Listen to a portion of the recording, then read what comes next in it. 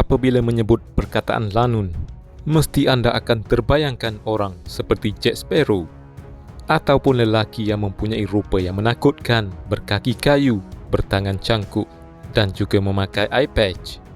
Namun tahukah anda dalam sejarah salah seorang lanun yang paling digeruni dan berjaya di dunia merupakan seorang wanita Asia bernama Qin Shi. Biasanya beberapa lanun akan memerintahkan 10 kapal paling banyak, tetapi Qin lebih dahsyat. Dia telah menguruskan lebih 1,500 kapal dan 70,000 kru kapal lelaki yang perlu mengikut arahannya. Sehingga kini masih terdapat lanun-lanun di lautan. Pada zaman dahulu mereka akan mencuri emas, perak, permata dan tong-tong alkohol. Manakala sekarang pula, lanun biasanya akan menahan kapal-kapal besar yang bergerak perlahan untuk mencuri kargo, kru atau keseluruhan kapal. Siapakah sebenarnya lanun wanita yang bernama Qin Shi? Dan bagaimana pula seorang wanita yang bermula sebagai seorang pelacur boleh menjadi seorang lanun yang digeruni di Laut Cina Selatan? Qin Shi dilahirkan sebagai Shi Yang pada tahun 1775 di dalam masyarakat miskin di wilayah Guangdong, di semenanjung China. Selepas balik, dia telah dipaksa untuk menjadi pelacur bagi membantu keluarganya. Qin bekerja di rumah pelacuran terapung yang turut dikenali sebagai But Bunga di bandar pelabuhan Cantonese. Kerana kecantikan dan kebijakannya, Qin cepat menjadi pelacur yang popular di kawasan tersebut dan berjaya menarik pelanggan-pelanggan berprofil tinggi seperti pembesar istana, panglima, tentera dan pedagang kaya. Kemudian pada tahun 1801, seorang komander lanun terkenal, Zheng Yi, telah bertemu dengan Qin Shi yang berusia 26 tahun di Guangdong, terpikat dengan kecantikan dan kebolehannya untuk menggunakan kuasanya ke atas pelanggan-pelanggannya dengan memperdagangkan rahsia. Terdapat beberapa laporan mengatakan bahawa Qin telah menerima lamaran Zheng Yi secara sukarela, dan ada juga yang mengatakan dia telah diculik dan dipaksa untuk berkahwin.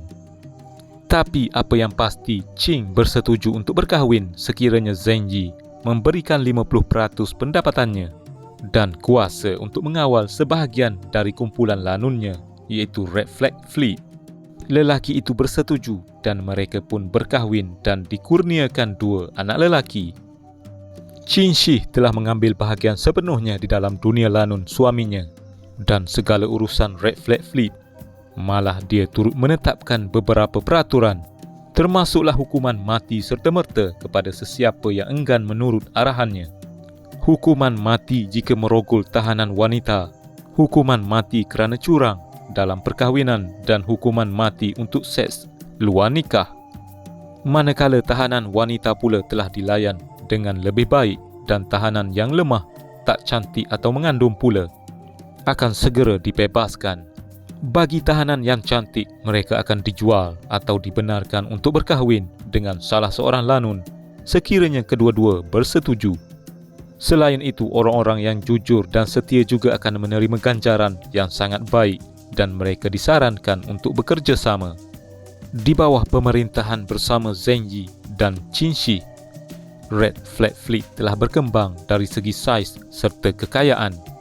Undang-undang baru yang ditetapkan pula walaupun agak tegas namun adil apabila disertakan dengan sistem ganjaran, sehingga banyak kumpulan-kumpulan lanun lain di wilayah tersebut telah bergabung dengan Red Flag Fleet.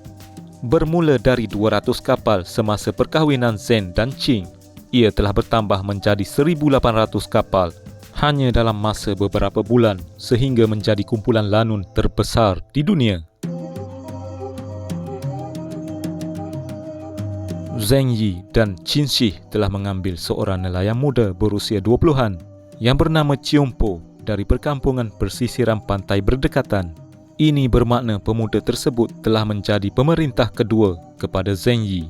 Terdapat beberapa teori yang mendakwa Qin Shi mempunyai hubungan sulit bersama Chiompo. Zheng Yi kemudiannya meninggal dunia pada 1807 di usia 42 tahun, sama ada kerana tsunami atau dibunuh di Vietnam.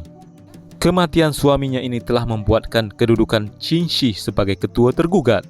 Menggunakan kebijaksanaannya dan koneksyen Zheng Yi, Qin Shi berjaya melawan kapten-kapten kapal yang cuba untuk mengambil alih jawatan tersebut dan menjadikan anak angkatnya sebagai ketua kumpulan.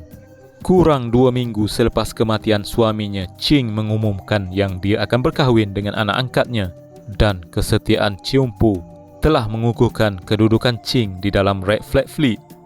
Qing terus memperkukuhkan Red Flag Fleet dengan menawan perkampungan-perkampungan di pesisiran pantai dan mengawal seluruh Laut Cina Selatan.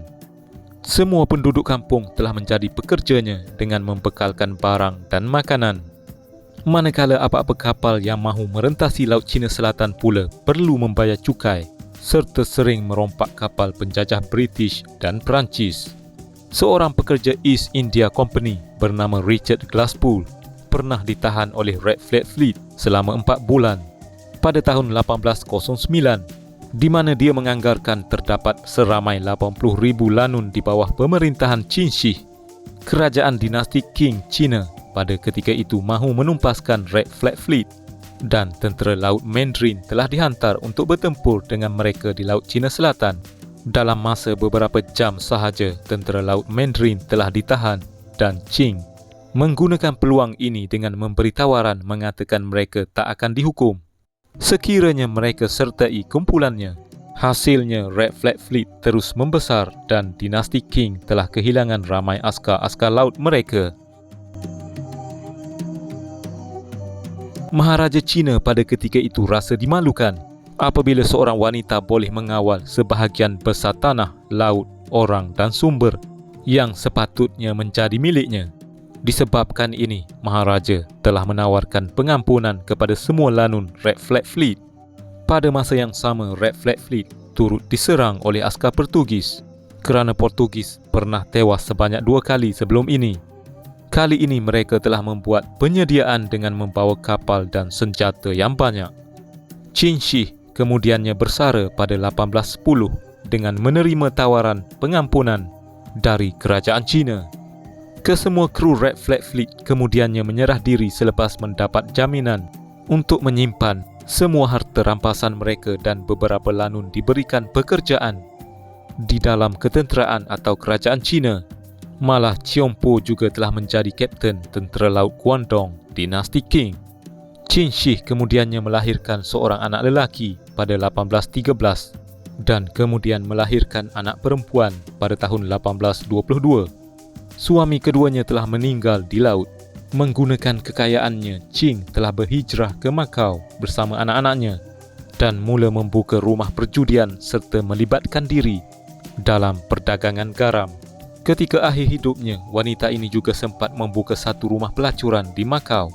Qing meninggal dunia di usia 69 tahun ditemani oleh keluarganya, dan keturunannya dikatakan masih menjalankan perniagaan perjudian dan pelacuran di kawasan yang sama. Sekian.